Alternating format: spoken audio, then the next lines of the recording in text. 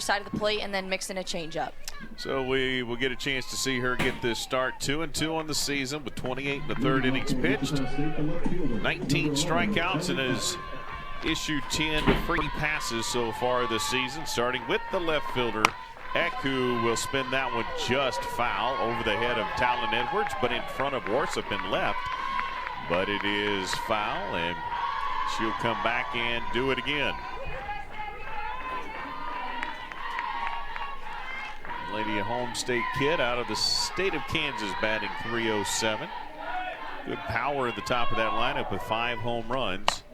And that one is hit up. Talon Edwards tries to find it, does so, gloves it with the backhand, and one away in the top of the first.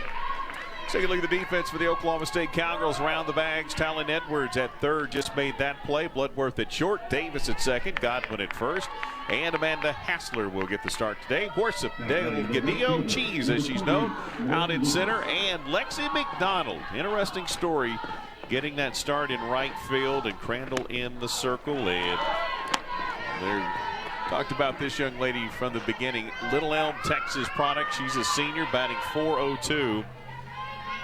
Right now has the second best batting average in school history for her career. Off speed, misses in a way. I was talking to Coach about Lexi McDonald out in right field, and she said, I told her, Coach Kenny Gajewski, I need something from you. I'm not getting from you what I need. What I want to put you in the lineup. As that one is hit sharply, Rosie Davis elevates, makes the catch, and 2 away in the top of the first. Let's take a look at this fantastic shot, and great play by Rosie. And Lauren Lucas putting good barrel on this ball. Rosie Davis going up and getting the out for her pitcher. Love the early defensive play by the second baseman. She took over for a legend at second, and she's held on to that spot quite well. My broadcast partner roamed that second base spot prior to Rosie Davis. But going back to the story with as Taylor Solacek checks in, he said, I need some pop from you. I need some bat from you. And he said, I want to put you in, but I need you to give me reason to. And what did she do in that Iowa State series? She got the hit into left, and then she got that walk-off home run in game 2 to finish it. And he's rewarded her with a start here today. McDonald has been really good in her pinch hit at-bats off the bench, just coming in, like you said, last weekend, getting a 3-run home run to take that second game in run rule victory for Oklahoma State. But it is tough if you think about it with the power hitters through the Oklahoma State lineup. There's Lexi McDonald, there's Michaela Wark, who we usually see in that DP spot, Amanda Hassler, who swings the bat very well, and then we have Audrey, who plays behind the plate often. So it's just tough as a coach, I think, to put all the pieces together. Carly Godwin, heck, as we mentioned before, Bloodworth's got some home runs, and so you're right, it's hard to find that position. And typically, if you can hit, you're going to play, but there's so many potential hitters on this team for Oklahoma State. That lineup's moved a little bit as the count goes full here to Solacek, the second baseman. We were watching her in batting practice, and she was clearing that third deck in left field by 5 to 10 feet. It was not a problem. As you said, she was hitting bombs. And they miss on the edge there, so she doesn't get a chance to hit a bomb, but she does draw the walk. The 11th issued on the season for Riley Crandall. And that was something that Coach Brett Brenner mentioned to us, is that this year it seems like she's just been taking so much better at-bats, getting a ton of walks, getting on base a lot more. I think that's why this season she's been having so much more success at the plate than we've seen the previous couple of years. Cameron Compton, the first baseman, will try to make some noise here with 2 outs in the top of the first. First 2 batters went down relatively quietly, and now a walk gives Wichita State a little bit of energy in the top of the first as a dove flies over, just over that pitch, and makes its way out towards the flag. And the count 2-0, Crandall here. No wind today. This weekend versus Iowa State, it was blowing in, it was blowing out, it was blowing every which direction. Today, not looking at wind, we're looking at a very docile flag. And a good conversation here by Hassler. Coming out, just checking in with her pitcher. Issued the walk and then threw 3 straight balls in the count 3-0. So trying to make sure that everybody's on the same page here. That Dove came flying back again towards our cameraman there at first. Got to be careful going to end up flying into a pitch. Here's the 3-0, and that one misses for ball 4. So 2 very quick outs and now 2 walks issued. Gives the Shockers a chance to make some noise at the top of the first for Riley Crandall. I think this has just been a big struggle of the Oklahoma State pitching staff throughout the season. They've been a little bit inconsistent with their accuracy and giving up a lot of free passes, and that's when they start to get in trouble, is when they start to just give the other team free base runners and just give them more opportunities to bring runs in. Well, that is the 7th consecutive ball thrown, and that's going to bring out Carrie Eberly, and a lot of conversation now in the circle. It's interesting. Keep in mind the last time out, Cowgirls played Iowa State. They found themselves down 5-0 before they could really turn around. That was after the top of the 2nd inning. You can see here they don't want to let this one get anywhere near that before they make sure they've got everybody on the same page and feeling like they've got control of the situation. That's exactly right. As a player, you always feel better when your team comes out and gets the first run on the board. It just gives you so much confidence throughout the game, and you never want the visiting team to score in the top of the first, and you don't want to just have to be fighting back starting out in the hole. And so Crandall, I think, just needing to get her pitches a little closer to the plate. Her pitches have been pretty good, in my opinion. A lot of them right on the corners, just not getting the calls so far in this game. But she just needs to trust her stuff and attack a little bit better. Solacek had a full count. The last 2 were balls. 4 straight balls to Compton, and now 2 more here to Epperson. And there's a called strike, 2-1.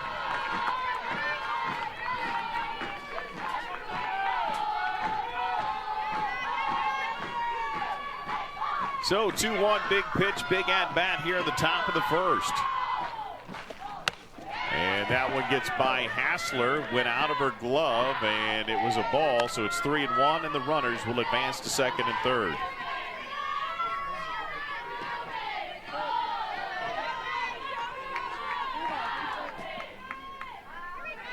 Cowgirls have issued 137 walks on the season, including the 2 on the bags now. And there's a strike, and Epperson thought it was ball 4, but she'll come back now for a full count. AB at 3-2.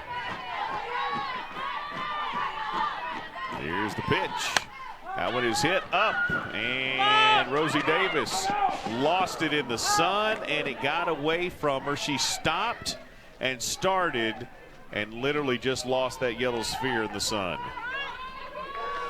Fortunately for the Cowgirls, unfortunately for Wichita State, that drifted foul. That lands foul, or lands fair. That's 2 runs for Wichita State. I think this ball, it is tough with the sun, but still catchable in my opinion. I think Crandall really hoping her defense comes through and makes that play, especially after the back-to-back walks, and then this count being 3-2, just a huge moment for her defense to pick her up. No doubt, and that one is hit sharply into center field. It's a hard hit ball. It's off the wall. 2 will score, and that's a double, a 2-run RBI double for Epperson, and that's how big that play was. Not getting the catch at foul territory. That one was hit hard over Megadio's head. Cheese couldn't get back on time. Yeah, this pitch from Crandall right over the heart of the plate, and Epperson taking it exactly where it needed to go, right back up the middle of the field. Great swing by Epperson to give her team 2 runs on the board this early in the game. So you could have got out of it with the play, but also you look at Crandall and go, but we're in the situation because of 2 walks, and so everybody's got to take a share of that situation, and now just let it go and move on. 0-1 here now to Gabby Scott, the catcher. That one misses a little tall. back in the dugout to make sure she's got the right signs, and count evens at 1-1. So big opportunity in the top of the first, and Wichita State capitalizes with the 2-run double by Epperson, and there's a called strike. Count goes to 1-2.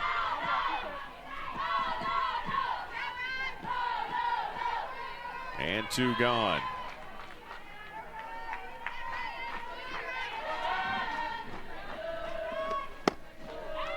Just off the plate right there. Pretty good pitch by Crandall to try to paint the edge and at least see if she could get Scott to move on it, but good plate discipline by Scott.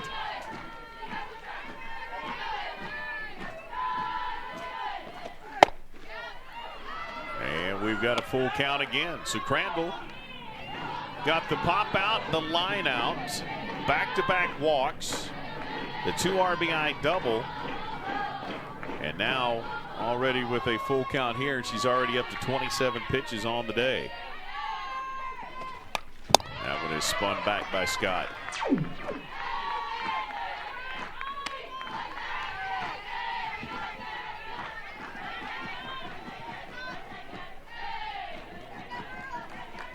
And we'll line it up and do it again.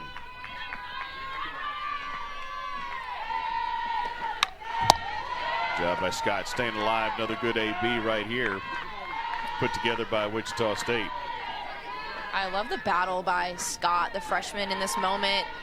Runner on base with 2 outs. Never want to let anything close go by. Never want to leave it up to the umpire, especially earlier in the game. So I love the way she's just fighting off these pitches. That time she came up empty, full. So the first strikeout of the ballgame for Riley Crandall, and finally out of a bit of a jam, but not before the Shockers put 2 on the board. They've got a 2-run lead in still. 5 earned runs, so the Cowgirls used to seeing her arm a little bit. She's mostly going to go side to side in the zone. She throws a curveball and a screwball, also mixes in a changeup, and she likes to get ahead and pound the zone. So the Cowgirls will have their challenge today. And Talon Edwards from Moore, Oklahoma. She's a junior. Hard to believe that she's been here this long. Graduated early, became a starter in left field as a 17-year-old. Hadn't even graduated from, well, she did graduate from high school, but she came to Oklahoma State early. Earned that spot in left field and has worked her way now to the infield, starting third baseman for Oklahoma State. When most kids were getting ready for the prom, she was getting ready for the College World Series. There's a strike on a 3-0 pitch. Yeah, it always made me laugh when I was hitting leadoff and Talon was hitting second, and they would compare our ages, and we were like 5 years apart. Grandmama. Yep. That one is hit foul just outside that first base side, so the count goes to 3-2. I want to talk about something I thought was interesting. You and I were chatting prior to the ballgame. You played in the Big Ten for a lot of years. You played in the Big 12 for 8 years. You played in Oklahoma City. You played in all of these sites. And I asked you about the dirt at Oklahoma State, and you said to me, what? I said best in the country. Bar none, the best dirt in the country, as Edwards hits that one. Good piece into center field, and she's got a single to get the Cowgirls on board. Let's take a look at the defense here real quickly for the Shockers. Here's the way they will line it up on the backs. They've got Nelson, Hood, Lucas, Solacek, Compton, and Gabby Scott behind the plate. Lucas, I got one level too far out there. Epperson and Lucas around the outfield, and Sliger in the circle. And that's how the Cowgirls will, that's the defense the Cowgirls will face, as Rosie Davis, the second baseman, slides in there, chops that one to third. They'll try to turn 2. Edwards stays high, and so Rosie Davis will reach on a fielder's choice. Still got a runner in first, and 1 out right here. I thought that was just interesting, and you said something else. You said they take great care of the dirt here. You know, groundskeepers probably don't get nearly enough love, but they do, in fact, take very good care of this field here at Oklahoma State. Yeah, this field is amazing. Everyone that I've ever talked to loves coming to Oklahoma State, playing here. It's, I just think, the best surface, and they take such good care of it. And maybe that's because of Coach G with his background in grounds crew. That's exactly right. And those who don't know, he worked at Oklahoma as a groundskeeper and work started with baseball, and the next thing you knew, he was taking care of the entire campus as far as athletics was concerned. And when he finally got that call from his buddy Tim Walton at Florida, said, hey, I need you to come coach with me. Those two played baseball. As you see, Amanda Hassler batting .306, played baseball, won a national championship at Oklahoma.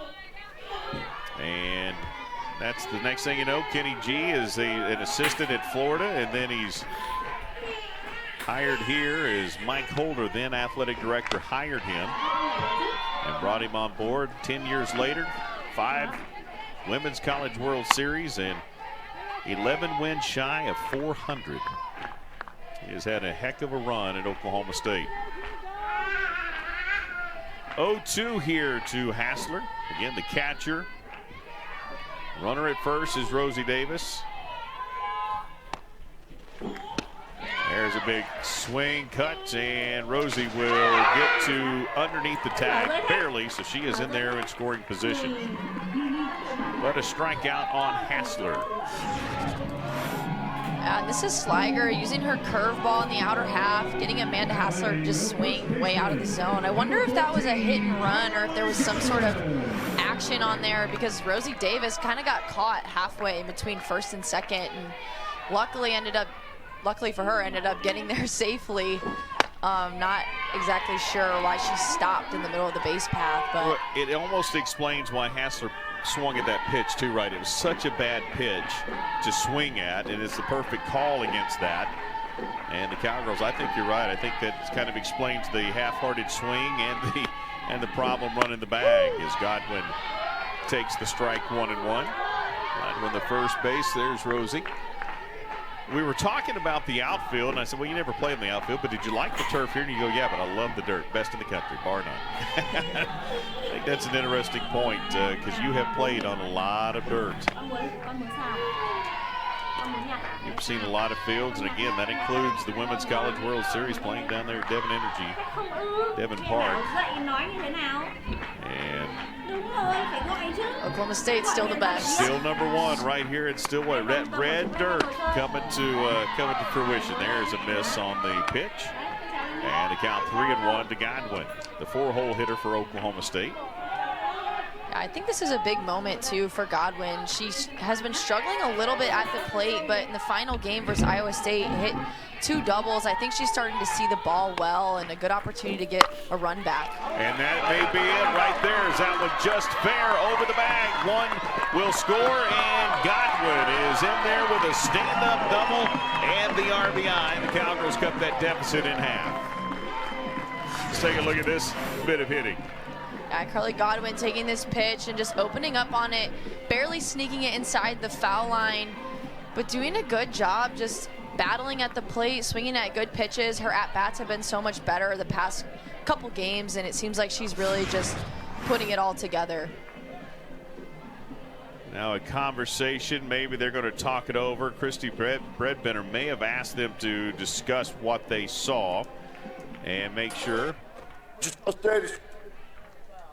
And she not only told them to get together and see what they think, but they now will challenge this. And again, just from our angle, that looked to me like it went right over the bag, and I think it was a good call on the field. And I don't know that the conclusive video will be anywhere near enough to turn it over. Oklahoma State 24-14 on the season. Wichita State 21-19. Terrific regional matchup. And I enjoyed our conversation. I always do with Christy Breadbender. I think she's a very knowledgeable coach who has such an incredible understanding of her program and the expectations that they need to have. She's the winningest coach at Wichita State. And revenue sharing, we got a chance to talk to her about that and a whole lot more. And I just think, again, she's someone who understands where she's at, that they're building the right direction, and they're definitely trending with new facilities, revenue sharing possibilities, being creative. She feels like they're headed in a very, very positive direction.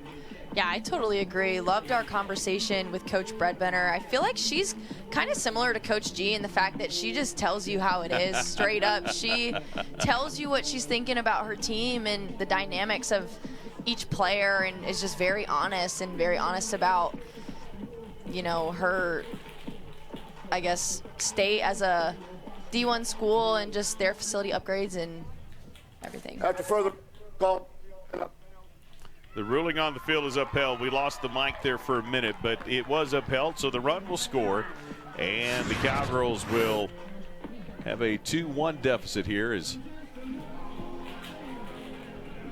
Yeah, that almost looked like he even hit on the line after the bag. So, again, crossed the bag, then hit on the line. At least it looked that way to me as well. And that brings up very interesting young lady, again, giving the conversation that we talked about that Kenny Gajewski had with her. Lexi McDonald had some good pinch hits in the series against Iowa State, trying to keep that offensive production going. Out of Silo, Oklahoma, batting .292, 1 home run, but it was a walk-off home run in the bottom of the 6th of Game 2 of the series versus Iowa State.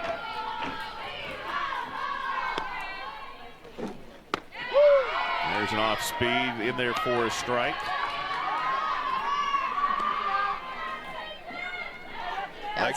Sorry, I was just going to say, I think this is a great time for Oklahoma State to kind of gain that momentum back that they lost with Wichita State jumping up 2 runs in the first inning. It seems like they've always just been fighting from behind these past few games, and it's been getting them into some trouble. So I think a big moment for them to even up the score and go into the rest of the game not trying to fight back from behind. That off-speed pitch in there for a strike, that one had some pop coming off of it for a strike. And I think you're right. I mean, I just think this team wants to have positive momentum to create positive body language and energy in that dugout as that one is hit. That one's hit a little softer, and obviously Lexi didn't like that swing. She got a chance to tie this thing up, and you know, the pitch that she got that she knocked out on Saturday in that walk-off home run, that was with 2 strikes as well. And so her approach was good. The conversation was honest, and it was productive for Oklahoma State. So she fights that one off. We've talked about this. If you don't like honesty, you better not play at Oklahoma State, because Kenny G, he's going to give you honesty. Yeah, he was very upfront about that as well. If you ever had a question about why you're not in the lineup or why is she in the lineup or whatever, he says, okay, come sit in the coach's office during our meetings and you can hear why. He is very transparent and will tell you exactly what you want to know. No doubt about it. Is that one Mrs. High? Good discipline. That one got meaty for Lexi, and she started to load, but then she was able to back that load off and take that one out of the zone 2-2.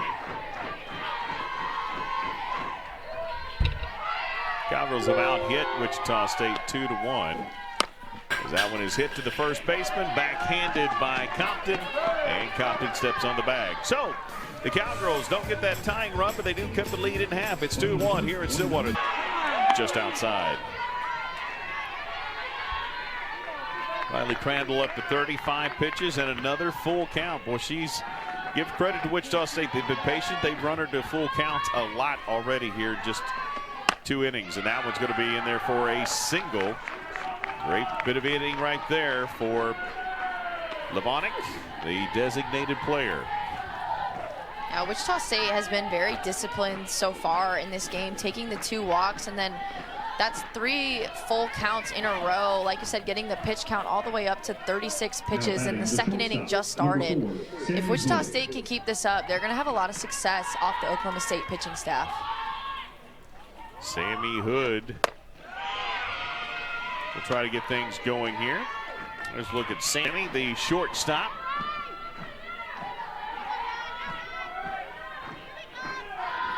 Wichita State has had runners on already here in both innings. And that one's going to be hit. Cheese is going to get back and then come up underneath it, and not enough space for Levonic to be able to tag up. So 1 gone, runner at first.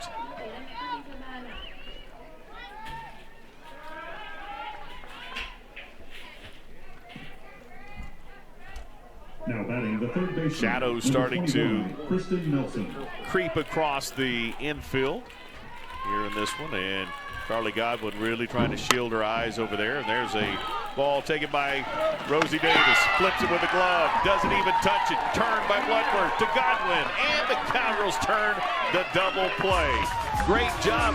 Road lost 11 of the final 13 games all the way up to the Big 12 tournament. Then got a regional and a super regional. And in that regional and super regional went 5-0 and went right back to Oklahoma City. The journey and the process looks different for every team. It's not like this team has not had some difficulties over the 5-year run that we're in.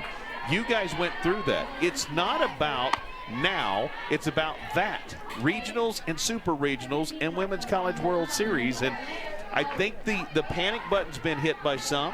But right now, Kenny Gajewski is not hitting the panic button. No, that's exactly right. There's always going to be times throughout the season when things get hard and things don't look good. Excuse me, I was just going to say that may have been one of the reasons right there, right? Michaela Wark, you talked about her power. If they can get their power hitters going, added to a little bit of pitching, this team's going to come back together as we take a look at this one.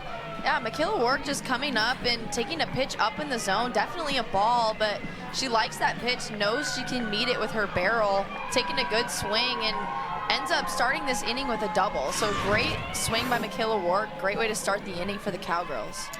Cowgirls will get a pinch runner in there for Wark. A young lady, Macy Graff, out of Aledo, Texas. So again, just to finish that point, again, the point I love about this is I could talk about it all day long. You lived it. You were here. You guys didn't panic. And when you saw the regional lineup, Wichita State came in here. Wichita State had beaten you, or you guys had, no, they had beaten you twice that season. And then they were here in your regional. You guys went, okay, let's go to work. And the mindset of that team was so mature and so able to flip the switch. The fear factor is always, though, can the team flip the switch? And right now, Oklahoma State's at a crossroads trying to find a way to do that very thing. Yeah, and when you're in those moments when things just aren't going your way, you're losing games left and right, it does feel like the sky is falling a little bit and there's nothing you can do to get out of it. But there always is, and this team has so much talent, and I think Coach G's message through this is just to be present and to get back to having fun playing softball, because when it becomes a job and it becomes so stressful and everyone's pressing about winning, it just is no fun for anybody. And they really just need to find the joy and just play the way they know how, and everything will work out. Warsop takes a close pitch. Count evens at 2-2. And the other thing that Kenny Gajewski does, and we talked about this, I said, during the Iowa State broadcast, Beth Mowens on my show told me he is the most transparent coach I've ever been around. As that one is hit, and getting back in time is Graff, not to get doubled up. The second baseman was not there in time. So one gone here in the bottom of two with runner at second. But he said, I have felt pressure for the first time in my career at Oklahoma State. First time I've ever felt it. And part of that pressure was coming because of my assistant coaches pressing too hard. They're pressing too hard. So they had a long conversation that he felt was extremely productive. He said, we had the best team meeting we've had all year. It was extremely productive. Now then, how do they all respond? And today's just a part of that telling story. But keep in mind, if you're a Cowgirl fan, ranked number 2 in the country, this team went 2-11 rather, in the final 13 games 2 seasons ago, but still made it to the Women's College World Series. Just an interesting program. It's just the way Kenny Gajewski has run this thing, and he's always had the Midas touch to some degree. Yeah, I feel like a lot of people ask too, how did you guys turn it around after that losing streak? Like, what was it that made you come back and just dominate the regional, dominate the super regional, compete in Oklahoma City? And I always joke and say we literally just went to Broken Bow and had a couple days off, a reset. We got a ton of team bonding in. It was a super fun weekend, and I really think that sometimes you just need a little break from the sport and just a reset on why you're doing this and just focusing on the relationships that you're making and the good times that you're having to get you through. And I think it's an amazing thing, too, that you guys have gone to Broken Bow, and that's something he's always done. He misses the selection show with his fans oftentimes because the team makes it to Broken Bow. They get a big old cabin down there. They have some fun. And listen, like yesterday, they had some fun here. He said, I'll take you bowling. I'll take you to go get some ice cream. We have got to start having some fun again. And what did they end up doing? They got together and did what? They played wiffle ball. Yeah, they all played wiffle ball out in the outfield yesterday just to loosen it up a little bit. That one lifted over the second baseman. Solacek couldn't get that one, and now the Cowgirls have runners on the corners, and a good bit of hitting there by Megan Delgadillo, the center fielder, as she hit that just over Solacek's hands. Yeah, great piece of hitting there by Megan Delgadillo, just battling in that at-bat and taking that pitch into right field. And most times you would think the runner on second base would score on that play, but Macy Graff needing to stop and make sure that the second baseman, Solacek, didn't go up and catch that ball and get doubled off. So good base running by the Cowgirls. And now Megan Bloodworth, one of the hottest hitters in this lineup, an opportunity for her to get some RBIs. You like the fact that she's at the bottom of the lineup to turn it over and give it back to Talon Edwards, because she is as hot as anybody right now on the team at the plate. Yeah, it's interesting seeing her in the bottom of the lineup. She's been so good this year, has 8 home runs, so a lot of power in that 9 hole. But I do think she comes up in a lot of good high-pressure situations. So I guess it's paying off, and sometimes hitters just do better at certain spots in the lineups. That might be the case here with Megan Bloodworth down in that 9 hole. Well, it's worked, right? So keep it going if it is. By the way, the Cowgirls trying to get the double steal. Wichita State cut it off, and that allowed Cheese to get her 21st stolen base of the year on 27 attempts. And now the Cowgirls have runners at second and third. Cheese halfway to third on the secondary leadoff, and we'll have to go back now on a 3-0 count right here to Bloodworth. Both teams have had base runners, and the Cowgirls have them loaded up. Now, one of the stats that have not been good for Oklahoma State this season has been bases loaded. Now, in Big 12 play, they're 1 for 18. Not sure what they are outside of Big 12 play, but a chance to get a little better right here. This has been truly the one thing that's been missing for them, is that timely hitting in these big moments. I totally agree. It just seems like Oklahoma State has been able to get runners on base and has been able to get innings going a little bit, and then it just seems like it's 1, 2, 3 unproductive outs right after the other. So if Talon Edwards can come up here and get a nice timely hit for her team, it'd be a great momentum for Oklahoma State's offense. Talon Edwards will get an opportunity right here where the base is loaded. She had the single her first time up, and she scored. Cowgirls have out-hit Wichita State now in the early parts of this one, 4-2, but they have a 2-1 deficit. Talon Edwards.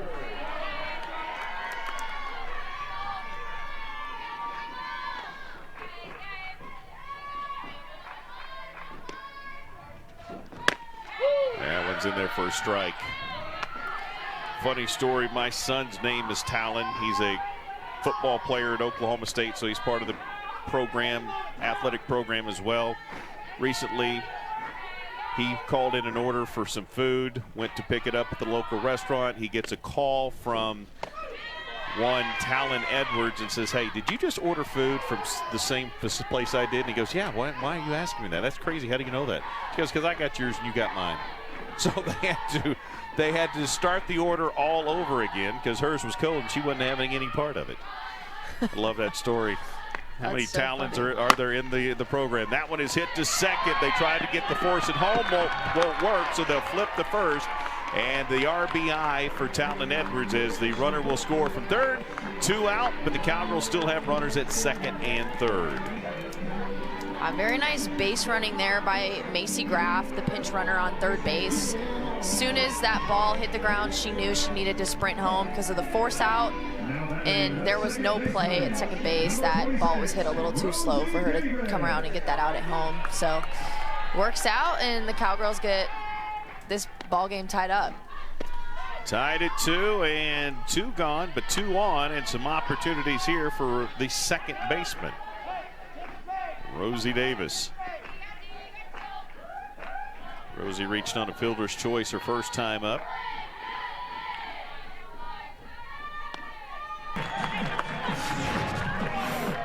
Rosie Davis with so much power in her swing. This pitch on the inner half, she just opens up and shoots it into the gap. That's the kind of offense Oklahoma State is looking for in this situation, and it is Rosie Davis who has been the one to come up in these moments. She's hitting over 400 with runners in scoring position, leading the team in RBIs. She's that player that's been getting it done.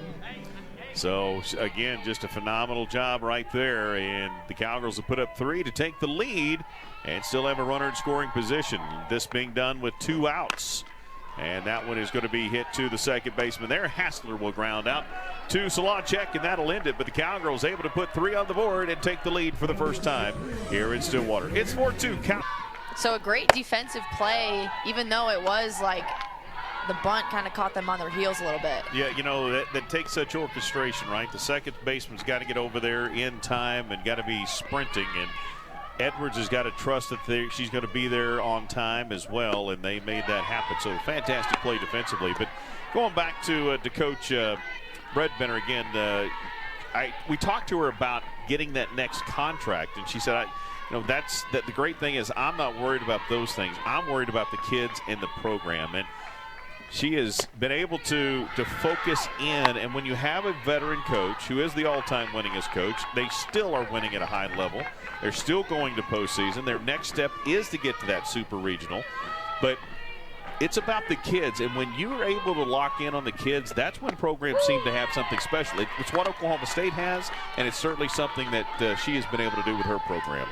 Yeah, I love that message from Coach Bredbender, and just how important, how much she cares about these girls on the team. And it was also really cool to hear her talk about the support from her athletic department and the fans in Wichita, and just that community does so much for this softball program. They're investing so much into their stadium, updating the batting cages, dugouts, locker room. They're building them an indoor practice facility. They just have so many good supporters of the Wichita State softball program, and it's amazing to see. She feels they're going to have some of the best facilities in the entire region, and again, with revenue sharing, everyone in the American Athletic Conference opted in, but some programs don't have football, so they opt in at different levels, and she's hoping that they can be creative and create some financial advantages that maybe other programs don't have even in the region. It's going to be a very interesting time, as there's a good AB for Lauren Lucas,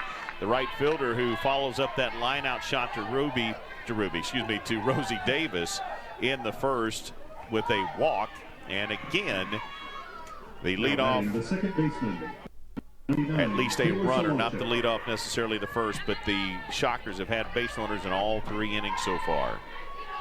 And that was a good at-bat by Lucas, but not somebody that you want to put on base for Taylor Solacek, who leads the team with 12 doubles, has 11 home runs, such a good power hitter, and brings in a ton of runs for this team. So giving them that free base runner is just going to help her out and help their offense out.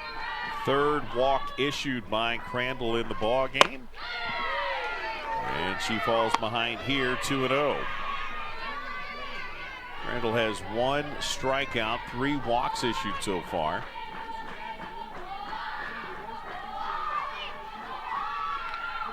And Solacek takes that off speed on the outer edge for a strike.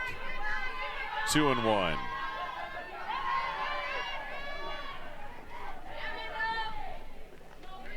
Solacek batting .319, 34 hits on the season. There's another strike. She's got 29 walks on the season. She's done a good job there. And 24 strikeouts on the year. She's got an even count of 2-2 here with 1 gone, 1 on. That one is hit into left. And making the catch in time for the Cowgirls, Macy Graff, who just came in. Warsup moved to right. Graff, who came in to pinch run, stayed in and playing left field and read that one very well. Another one of those speedy Cowgirls out in the outfield now. You talk about a speedy outfield. You've got Graff, Cheese, and Warsup in right. That outfield right there, that's going to be one of the fastest three triplets you're going to see in the country as Compton steps in. Walk scored earlier, and her second at bat behind 0-1. If you were going to challenge one of them to a race, which one would you challenge? I could take all three easily. Duh. No. I think I don't want to pick on any of them, but they're all extremely fast and super athletic. And there goes the runner. Lucas goes, but the strikeout recorded first, and we are done here in the top of the third. Cowgirls lead it 4-0. So the final Big 12 series ever, unless somebody changes conferences, will always be in Oklahoma State at Stillwater. As Carly Godwin, that RBI double. Now, Oklahoma got a little revenge, exacted a little revenge midweek last week, as they ended up run-ruling Oklahoma State in that ball game. That one outside. And 2-0 here to Carly Godwin, the first baseman. Takes a deep breath, settles in, and steps back into the box.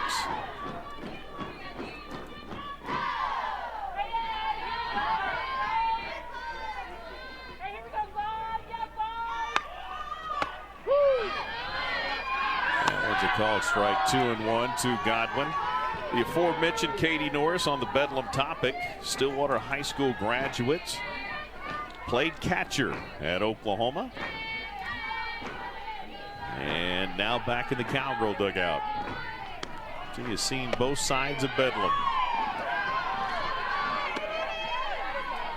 Godwin ahead here, 3-1, being very patient. You talked about that earlier. She's been hitting the ball well. She has been very patient. And, you know, quite honestly, you mentioned this in the Iowa State series. Saw a lot of pitches, strikes go by, swung in a lot of pitches out of the zone, and trying to correct that here with Wichita State. Yeah, and as a hitter, sometimes all it takes is one good swing and one good barrel, and you're right back to where you need to be. And I think with Carly Godwin, it has been just maybe the mental aspect of not swinging at the best pitches in her at-bats, but 3 doubles now in the past 2 games. Seems like she's getting back to her normal self. It's interesting, too. You said the other day, as that one is hit right back up the middle. That's so hard hit that they almost could have thrown it to first, but that's a great job by Carly Godwin. You said hitting is mental. It is so mental, and it is so mental, and it's when you start pressing and you focus on the lack of hitting when you start to break down mechanically. And so your body is going to follow your mind, and that's why it's so important to stay in that moment and be positive with yourself when you're in the box. I've never hit a college softball. You have, but so, I mean, am I even close to right in that analogy? Yeah, and I think it's interesting just to kind of look into what works for each player.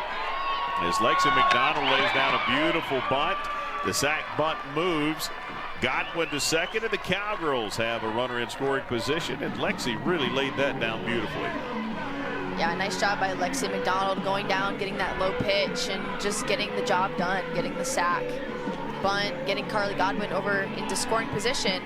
But like I was saying, I think it's interesting to kind of hear what works for each hitter, because some hitters love to watch film, love to dive into the scouting report, and love to watch their own film and look at their own stats against certain pitches. Then other players like to just go up to the plate knowing nothing and swing the bat, and it kind of just depends on what works best for you. Yeah, it may seem like you go in unprepared, but you also come in without any preconceived ideas, and so the mind is clear. And again, Cowgirls have just been battling through all of that and trying to come out on the other side as Michaela Wark, the designated player, doubled up last time. She'd like to trade places here with Carly Godwin, who's at second after the sack bunt by McDonald. Here's ball 2. Not sure where that one was. Yeah, some of these pitches today have, to me, looked like they're hitting the corners of the plate, and the pitchers, I think, doing a good job trying to locate the ball around the zone and just getting squeezed a little bit on some of these pitches. Got a shot there at the bullpen. There is Erica Schertz, and she is warming up as Coach Brett Benner comes out and taunts to Sliger and put her arm around the catcher in Scott, and really that's the more of the conversation. So I anticipate we're going to see a pitching change here. Yeah, maybe not. Maybe the umpire's going to come break it up. I thought maybe the way she was addressing Scott, she was trying to tell her to get ready for the next pitcher, but so far no real move to the bullpen. Maybe trying to buy some time to get the warm-up in. Yeah. It looks like they're just going to leave Sliger in there, and so Michaela Wark has a 2-0 pitch coming her way.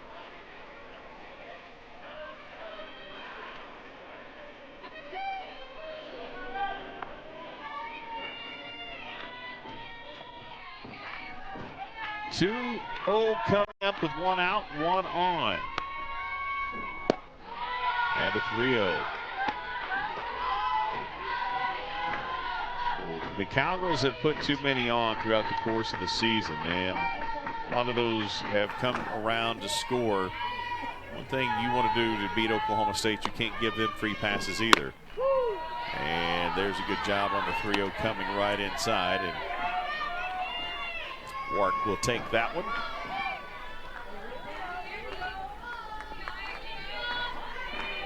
More energy for the Cowgirls here in the midweek than they had maybe in the Sunday game against Iowa State. There's ball 4. Runners at first and second. And that is the second walk of the night for Sliger. Second drawn walk by the Cowgirls. Number 9, Tia Warsop. That'll bring up Tia Warsop. I think you're right, though, about the energy. I think some of the times that we panned over to the Cowgirls dugout in that Iowa State series, it just looked like there was no life in there. Everyone was kind of just there. And it was kind of interesting to hear Coach Brett Benner talk about her team sometimes coming out flat as well, and just, you know, seeing that sometimes the energy just isn't there, and the coaching staff doesn't know what to do. It's on the players to bring that energy. Yeah, she said we take games off occasionally, and she goes, I can't tell you why. And you know, when that happens, you just got to find a way to get going again. And she said, that's with the team, our team, that's what we're trying to figure out right now. And you know, the funny part about it is we do have a pitching change as Chloe Barber is going to step in out of Lino Lakes, Minnesota. I want to get your thoughts on her, but Coach Brett Benner said, you know, Kenny and I, we can commiserate a lot, right? I mean, things go well, things don't go well, and we can have those conversations, and they laugh a lot when they're around each other, which is kind of fun to watch them interact because, again, they can go through that. Tell us a little bit about Chloe Barber. Yeah, Chloe Barber, the sophomore, coming in with a little over 68 innings thrown for this team this season, which is the second highest on staff. She started a good amount of games for this team, but for her, we're going to see a lot of curveball, a lot of rise ball, the occasional changeup. She does throw with pretty good velocity in the upper 60s, so I think that's going to be a good contrast to Sliger, who is a little bit slower velocity in the low to mid 60s, and she's really going to bring that rise ball, which Sliger doesn't throw as much. So I think this is going to be a good mix-up for the Wichita State pitching staff. Cowgirls have runners at first and second with one out, and the, again, very speedy Tia Warsop is stepping in there for the Cowgirls. Let's see if she is swinging away, whether she's going to have that little drag bunt. What her AB will look like right here. Chokes way up on that bat. That's a ball.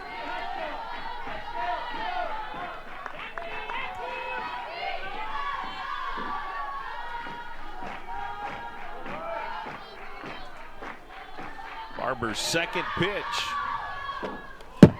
And it is too tall, and they throw the ball into left field. But the Cowgirls not able to advance as Eck able to track it down, backs it up pretty well. So the count 2-0. Runners now at second and third. Our Barber threw that ball straight off the backstop, and I do think Scott could have thrown out.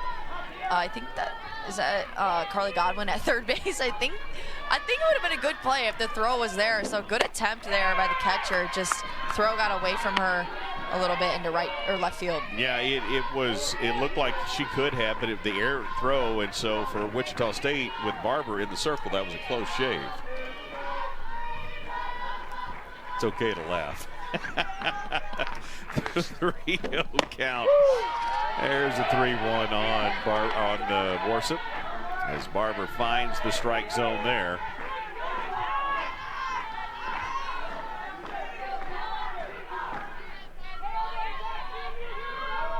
And the 3-1.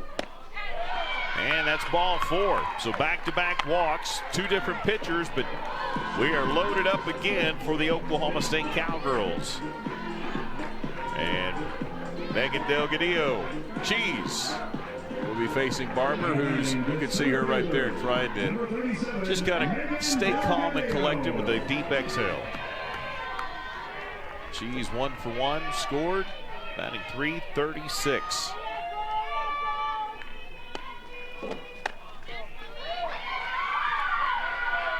And there's another called ball.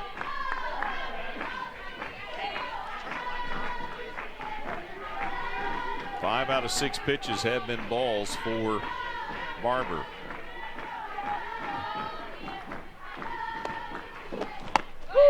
There's a strike. I'm sure Coach Shippey has been working with the team a lot on their discipline at the plate. That was a big downfall last weekend against Iowa State. The team just, it seemed like that first night just swinging at balls and taking strikes consistently. So I think that is a big focus for them coming into today. There is, again, that's, you know, you pointed it out several times so accurately in that series, and today much more disciplined. Of course, Skirman and Malott were named Big 12 Players of the Week as that one is hit into left field, and the Cowgirls will not be able to tag up.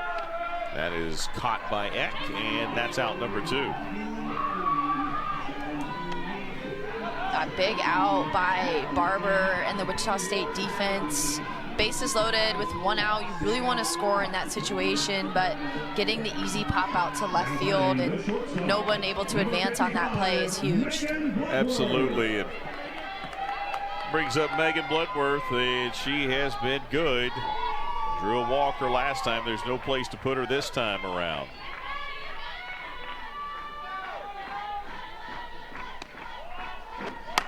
That one is fouled back out of play. Saying again, Skirman, pitcher for Iowa State, was the Big 12 pitcher of the week. You were letting me know that earlier. Not completely surprised with the series she had in Malott. So a little different pitching level for the Cowgirls. So maybe a little easier to swing at strikes and identify balls out of the zone as well here. And again, Coach could have gone with her ace being Riley Nyhart, but she's got a big series coming up this weekend with Tulsa, and she said, we're save our pitchers for the weekend. Yeah, I expected to see Nyhart, the freshman, in the circle. She started so many games for them this season and did not pitch against Oklahoma State earlier this season, so I was totally expecting to see her out there, but definitely important to consider the conference games, especially at this point in the year, and wanting to put your team in a good position heading into the conference tournament and to try to get that bid to regional. So totally understandable, and the Wichita State pitching staff so far just trying to hold the Cowgirls down. Absolutely, got some work to do here, but 2 gone. Yeah, she feels like they can finish in the top half of the American, and they are definitely still thinking postseason and regional, and so this one is important. Nobody's giving this game to anybody, but And not going to pitch. Same thing for the Cowgirls. They could have pitched Ruby Malin, but they wanted to get an opportunity to get some work for Riley Crandall. And these are the games where kids get developed to help you out later in the season. Coming up in the 9-hole with runners on base, high pressure situation, swinging the bat so well and just coming through for her team consistently. Absolutely. Now hitting north of 8 as they put back-to-back 3 spots on the board here in the 3rd after scoring 3 in the 2nd. Talon Edwards took ball 1 as that one got away from Scott. And the count goes to 2-0, and good time for Scott to come out and talk to her pitcher in Barber, and they will call it a wild pitch. So that allowed the Cowgirls to score. And again, I said fortuitous bounce a moment ago. Everything right now is fortuitous for Oklahoma State, right? Everything, all the little bounces are going Oklahoma State way in this ball game. Exactly, and it's just the big swings like Rosie Davis coming up with 2 outs, getting 2 RBIs with a double. Megan Bloodworth coming up with 2 outs, getting another 2 RBIs. Just the moments like that are what win games. Taking little moments and turning a potential run into 2 or 3 runs and some rallies, and the Cowgirls are doing that with 2 outs too. Much of their production today has come with 2 outs, so the timely hitting has been much better today for Oklahoma State. As that one is hit into center field, and that will bring the timely hitting to an end. Aycock in the right ways. So honestly, in a lot of ways, the key for the Cowgirls is Crandall truly coming on and being as healthy and being the pitcher they know she can be.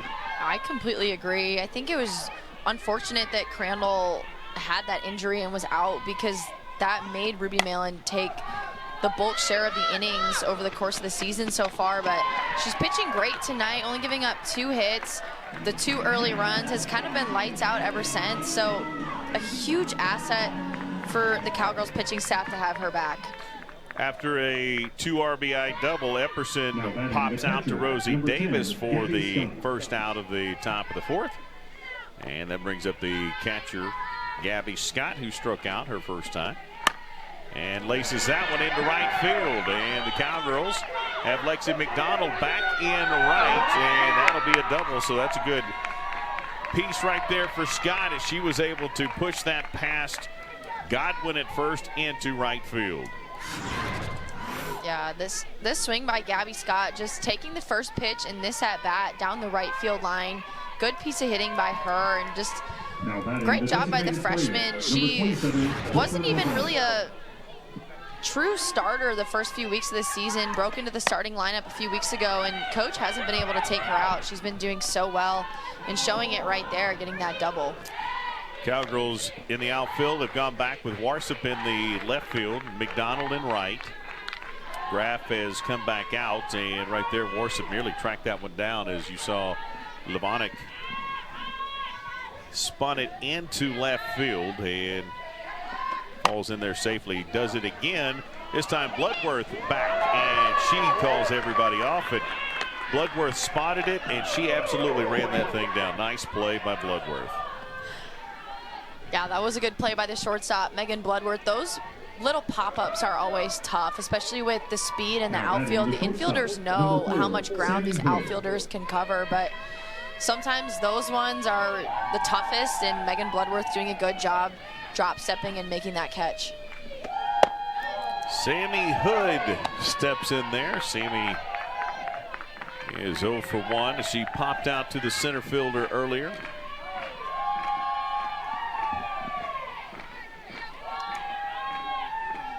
Sammy Hood out of Allen, Texas.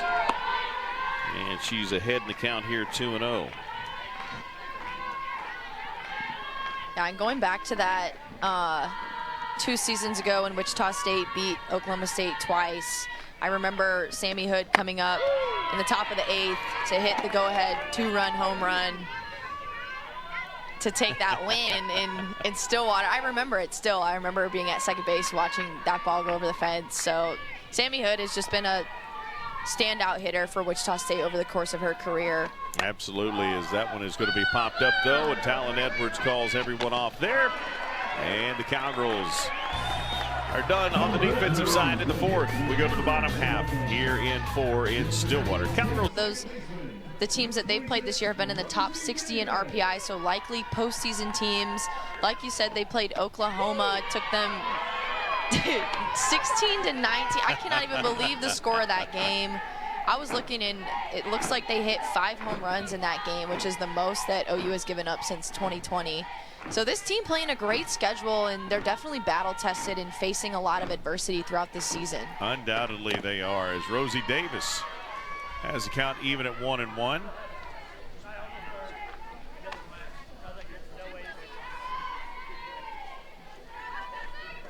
I believe we have a new catcher. That is number 24, Caitlin Beckerly, the freshman out of Cedar Park, Texas. Behind the dish, there you see that young lady. And the 1-1 is a called strike. 1-2.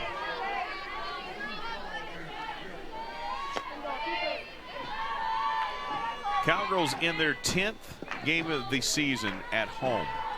This is the 39th game for the Cowgirls this season. And yet this is just their 10th home game. 2-2. Just so unusual. Just kind of worked out that way. Kenny G's had some hard times getting some top teams to come here, so he's had to go other places to play them, and they have been road warriors all year long. There's a 3-2 call after the ball, and the count goes full. But again, if they have to go on the road for a regional / super regional, it's okay. They've done that all year long too. Yeah, they'll be used to it. The travel schedule for Oklahoma State has just been wild this season. They, like you said, only 10 home games so far. Very uncharacteristic of their schedule. And it's just been a grind of a year, it seems like, for this squad. Constantly on the road, on the bus. And that's tough. It takes a big toll on your body, and just exhaustion starts to wear in. And it really is a disadvantage for them not having that many games at Cowgirl Stadium this year. No doubt it is, but they'll be prepared for whatever postseason looks like for Oklahoma State, as Rosie spins that one back out of the net. 3-2. This team has still got a very good chance of hosting, depending on how things go down the stretch, and being a top 16 team in the top 15 or top 18 now, 19, 20, again, depending on which poll you choose. But to be a top 8 seed would be a bit of a stretch right now for Oklahoma State. As Rosie pops that one up to Nelson at third for out number 1. But still possible. Still got the number 1 team in the country coming up for the midweek. Last week's midweek game was against the number 2 team in the country. This week against a very good Wichita State team. And next week it is Texas, as Amanda Hassler, the catcher, looking for her first hit of the ball game.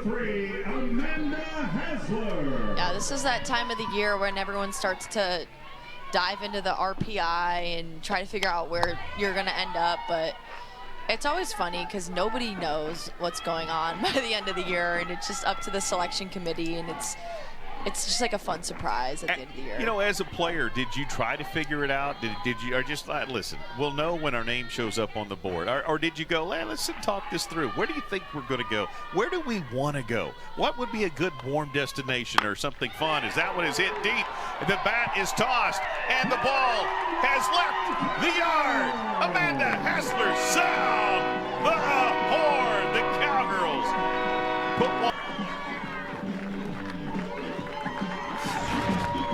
Hassler off the bat, knew this was a home run. This pitch from Barber right over the heart of the plate. It's exactly what she's looking for. Love the little bat flip, and just so much power in her swing. I love how hard she swings the bat every time she steps up to the plate, and now up to 10 home runs, leading this team in home runs, especially over the past few weeks. Been struggling here today, but she got that one, and she gives her team an 8-2 lead. So there's the new tradition, throwing the T-shirt, got to get it over the backstop, and she does there.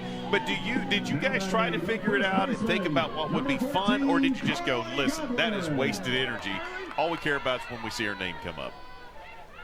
Yeah, you like to say that you don't think about it and kind of just are like, whatever, yeah, let's see where we end up. But everyone is thinking about it, and everyone is trying to predict and make, assumptions. And especially my season, when we did lose all those games, the back half of the season, we were really scared that we weren't going to be in that top 8.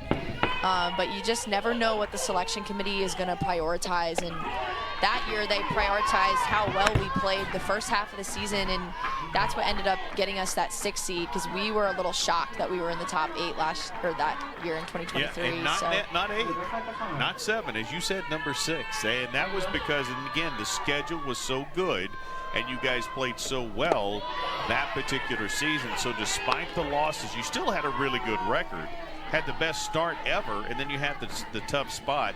But then that led you guys to take on Nebraska and Wichita State, and then swept Oregon. Wasn't even close. Beat them in convincing fashion, a run rule in the championship of the Super. Dances across as number 5. Felt good for Carly Godwin, and let's take another look at this one. Yeah, Carly Godwin really seeing the ball well now. She opens up on this inside pitch, and that ball went over the top floor of that deck out there in about 2 seconds. Just a line drive shot. Absolutely squared that pitch up, and she's 3 for 3 now today. Home run and 3 doubles in the past 2 games. Carly Godwin is getting super hot at the plate, which is never a good sign for opposing pitchers. So a conversation in the circle for Barber and the pitching coach for the Wichita State Shockers, and the Cowgirls have definitely taken control of this one with the 9-2 lead here in the bottom of the 4th. Oklahoma State, the bats are coming alive, and the Cowgirls are getting it done. Cowgirls have 7 hits and 25 at bats. I'll check that. I'll get it right here in a minute. The Cowgirls are at 9 of 18 tonight, batting .500. 9 of 18 with 6 extra base hits. 4 of 10 with runners in scoring position, and just as impressively, the Cowgirls are 3 and 6 with 2 outs. So much of the production coming with 2 outs, and certainly with runners in scoring position. And here is Lexi McDonald. And she takes strike 1. Ground out and the sack bunt as Barber goes back to work in the circle. And the Cowgirls now really broke this game open, approaching that run rule territory. All they need is 1 more run and then to go hold the Shockers in the top of the 5th, and they can leave early today with a win. Yeah, that's what they would certainly like to do, and just, again, go back to the momentum as they get ready to go to Orlando for their next series. And for Wichita State, listen, this game matters, but they've got the Golden Hurricane on their mind. That's their next matchup in the American Athletic Conference, and that's more important for sure. And at this point in the year, any time that you can jump ahead and get a run rule victory and not have to play those final 2 innings, you're saving pitches from your pitcher. You're saving her arm and just helping yourself going into the weekend. Your pitchers might be a little more fresh. That one off the plate, 2-2 for Lexi McDonald. Barber looking for that 3rd strike here against Lex. Cowgirls only have 1 strikeout on the day, with runners on 4 of 12, in scoring position 4 of 10, and with 2 outs 3 of 6. All winning numbers for Oklahoma State as that one is hit, and she got underneath it, and Hood was able to get underneath it as well and make out number 2 with the catch at short.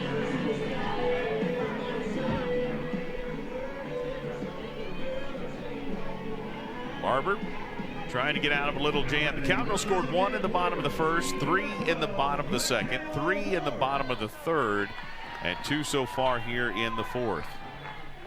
That brings up Michaela Wark. Takes strike 1. It really is tough as a defense and as a pitcher to face an offense that is scoring in every inning and getting runners on in every inning, because it just, they don't let up, and that's what Oklahoma State needed to come out and do today. Out in front of that one as came around with a big swing, but came up empty. And Wark with 20 hits on the season, 13 RBI. Get on the bags right here, as you said. One more run puts you in that territory for the extra, as that one is hit off the end of the bat. And Solacek makes the flip.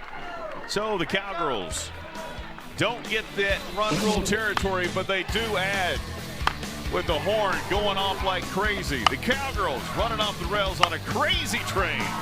9-2 here in Stillwater.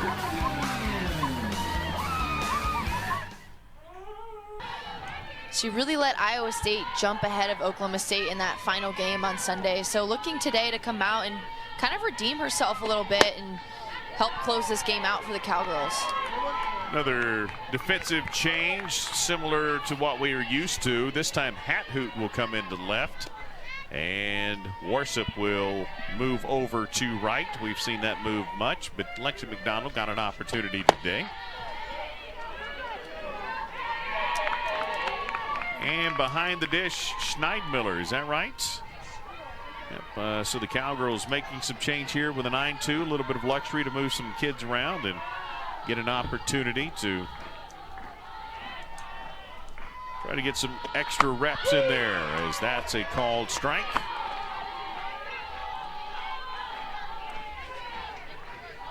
Kristen Nelson, the third baseman, grounded into that double play her first time up. She's ahead in the count here, 3-1. And there's a called strike. She thought it was ball four. She was headed to first, and instead the count runs full at 3-2. Sun finally starting to set upon Stillwater, and the shadows just now into the power alley in right, as that is hit hard on the left side to the oohs and ahs of the fans.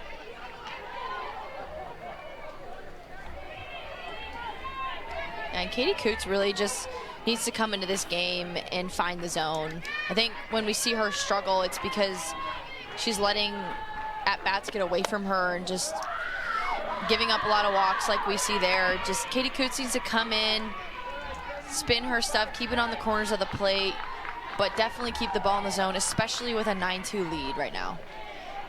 I think that's exactly right. And again, you just want to see how she can command the circle and continue to grow with an opportunity. There's no pressure here. It's not like you're starting the game. You have a 7-run lead. So can she be that kid that can come in and close it for you? Back to the top of the order, and Ellie Eck with a runner on. It's interesting, they being Wichita State, that one is hit. Rosie Davis back. Rosie Davis turns her glove, makes the catch. And Cheese was there just in case. Good job there by Rosie to get back and make that out. But they had a tie, which was due to the drop dead time in game 3 of trying to get out of a situation. So they had a tie. The last tie they had was against UCF. And the reason that was interesting to me is obviously that UCF was in the Athletic, and now they're in the Big 12, and that's the Cowgirls' next opponent. But Christy Bredbenner's team finished 7-7 tie earlier this year. We don't see many ties anymore. No, barely ever, and that's super interesting because the Cowgirls, yes, heading out to Orlando, I believe, to go play UCF this weekend. So Yep. They'll be on the road again, taking them on and trying to get some more wins in the Big 12. They will welcome in Texas. We've got a stoppage here. I'm not sure if we've got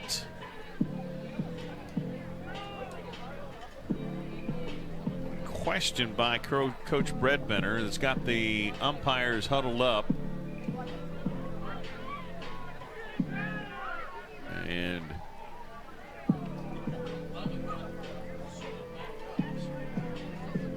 not sure what Ellie Eck has got the bat back in her hand after the pop out.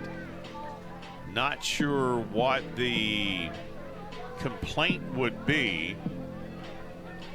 but it has created a long conversation, and we'd like to have the mic hot right there just to know what they're talking about.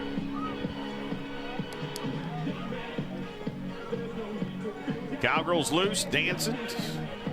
Wichita State fans, Wichita State dugout getting into the music as well.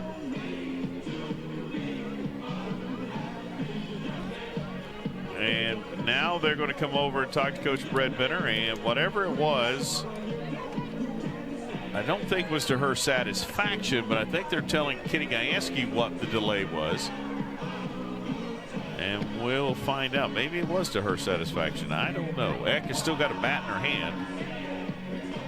And now Coach Bredbender on a dead sprint, like a kid trying to climb the stairs. No, you can't go up there. Okay, you're good. You want to go upstairs, go ahead. One of the most intriguing things ever. Now they have literally gotten the rule book out. That's what I was just going to say, pulling out the rule book. Rule 2.1 says if the ball was caught over the left shoulder and the center fielder didn't say it's you got it, I mean, they are thumbing through the book.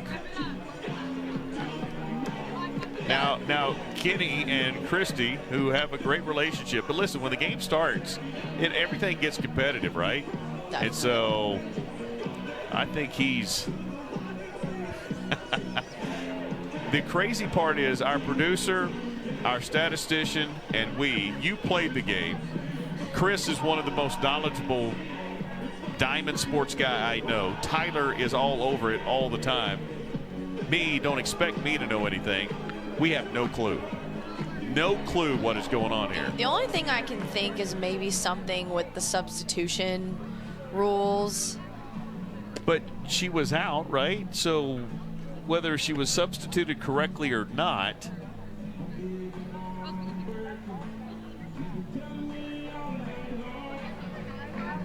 they went deep into the rule book.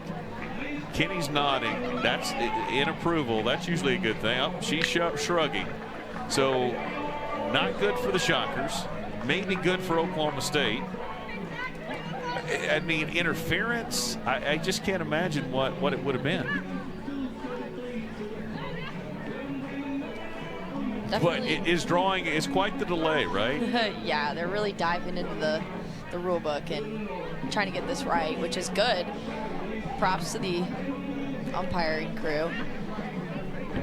Because it takes a little bit to admit we don't know the rule, right? I mean, that's when you go to the rule book, you're admitting you don't know the rule. And that takes a little bit of courage and a little confidence in who you are as an umpire. And so one more conversation with Christy Bredbender. She's not happy.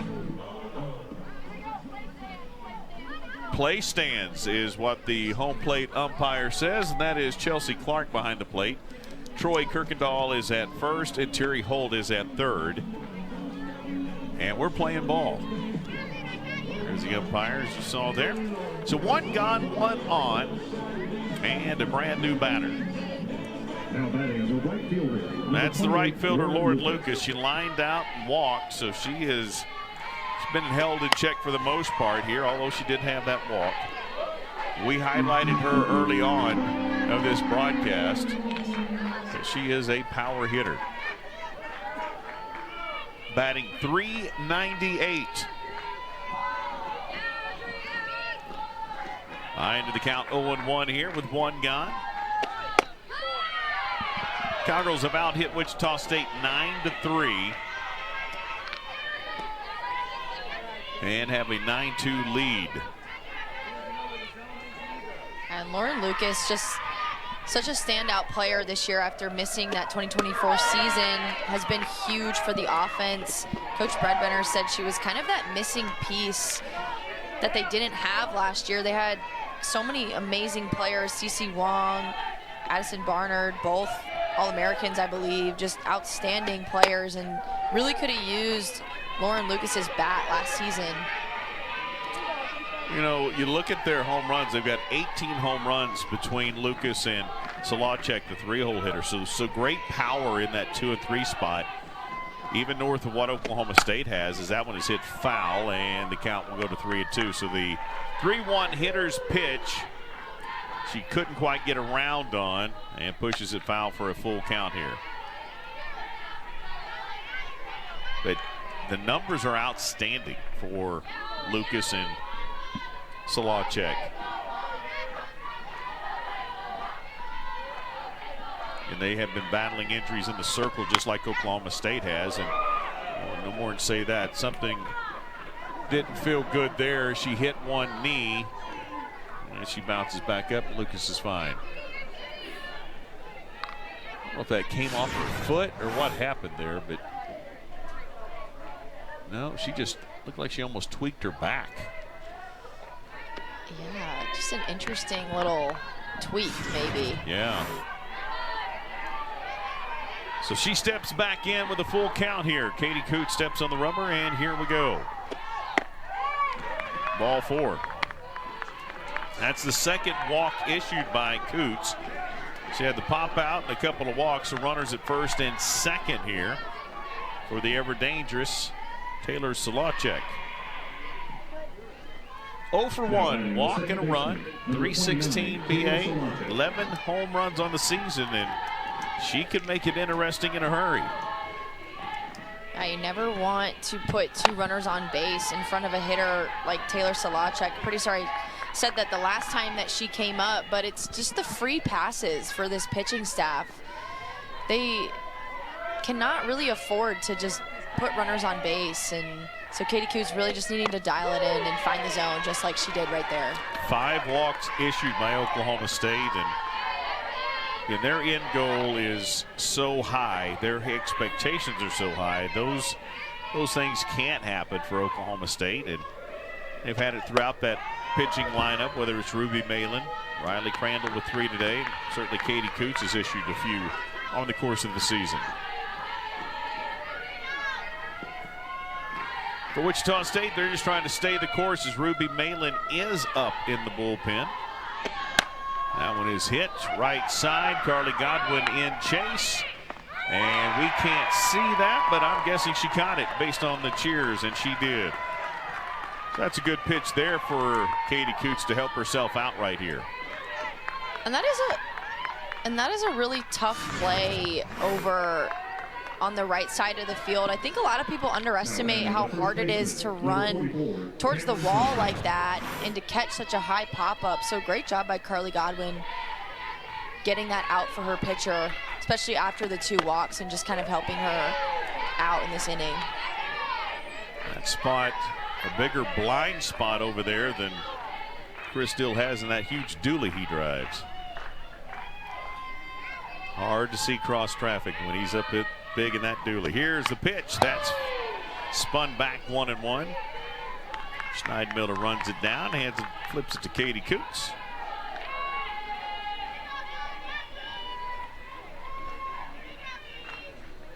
This thing kind of hit the skids. It was moving along quickly, and then we went to the rule book for about 15 minutes.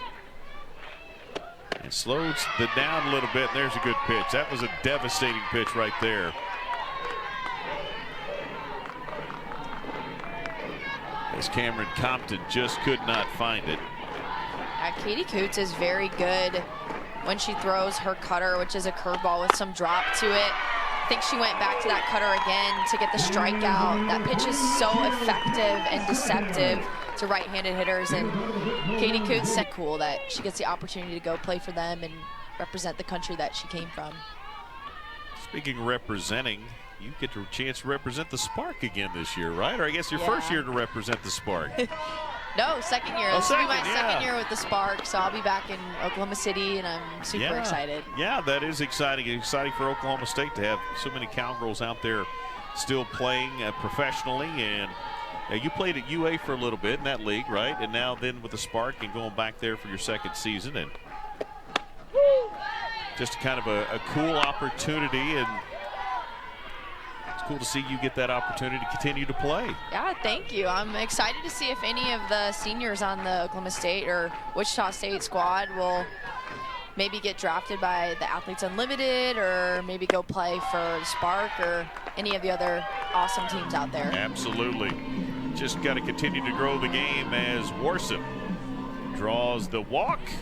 And so the run to finish it is on board for Oklahoma State. If they are able to get one across, would be a run rule situation for the Cowgirls. And Cheese, 1 for 2. She could be the one that might end it.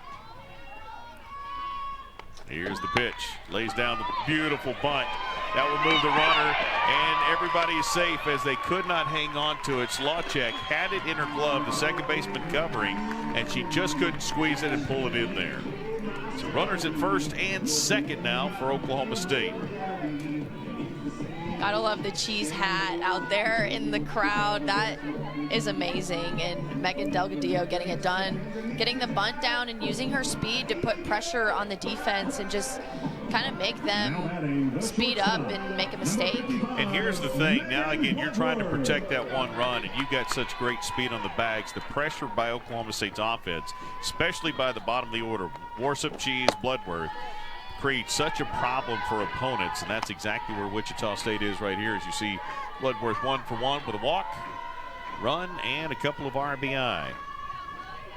It is so interesting to me, this lineup today for the Cowgirls. Tia Warsup hitting .398, hitting 7th. Megan Delgadillo hitting .330, hitting 8th. And then Megan Bloodworth, .337 with 8 home runs in the 9-hole is kind of funny to me. I just don't feel like you see that often. 3 of the best hitters for Oklahoma State's lineup in the bottom 3 spots, and they've done a great job tonight turning the lineup over. You know, the crazy thing is, if you're down by a couple of runs in a big ball game, if you're in postseason and this part of the lineup's coming up, it's so productive as the Cowgirls swipe third and the ball's on the ground, and Worcester started to take off again, and then you saw Hood try to tag her, but she didn't have the ball. But the production is so in the bottom of the order. It doesn't matter who's due up for that team. They've always got a chance. Top of the order, bottom of the order, doesn't matter. Yeah, and I love the aggressiveness on the base paths. Tia Warsup and Cheese, the double steal. Now 2 runners in scoring position. No double play opportunity anymore. Infield needs to come in. And still no outs for the Cowgirls, and a great opportunity for Megan Bloodworth, who we all know is super hot right now. Got that double earlier in this game, hit .500 last weekend. This is the perfect storm for Oklahoma State. No doubt about it. And a 3-1 count here. That one is chopped foul as the count will go 3-2. Again, you got just one out of the infield. Tag up situation, hit one to the right side. There's a lot of things right now that Oklahoma State could do to get Worcester, who is so quick, home. And Kenny Gajewski's back at third. Did not start the season at third. He went into the dugout and said, we need some energy. I've got to come back out. So he did. He put Vanessa Shippey back at first as Bloodworth stays alive with that one. And listen, there's a good look at one of the most prolific hitters in the history of Cowgirl softball. Played one game, played every single position, or one season played every single position, even pitched 1 year in one game, so she's played them all. But Kenny Gajewski is not afraid to gamble in these situations as Bloodworth gets the walk, but he's not afraid to put down one and try to get a squeeze play going here too. Maybe now with the force at home it changes it up, but initially he's not, and Cowgirls go back to the top of the order with Talon Edwards. This is her 4th AB in the top of the 5th, and the Cowgirls have the bases loaded for the 3rd time in this ball game. Number 44, Talon Edwards.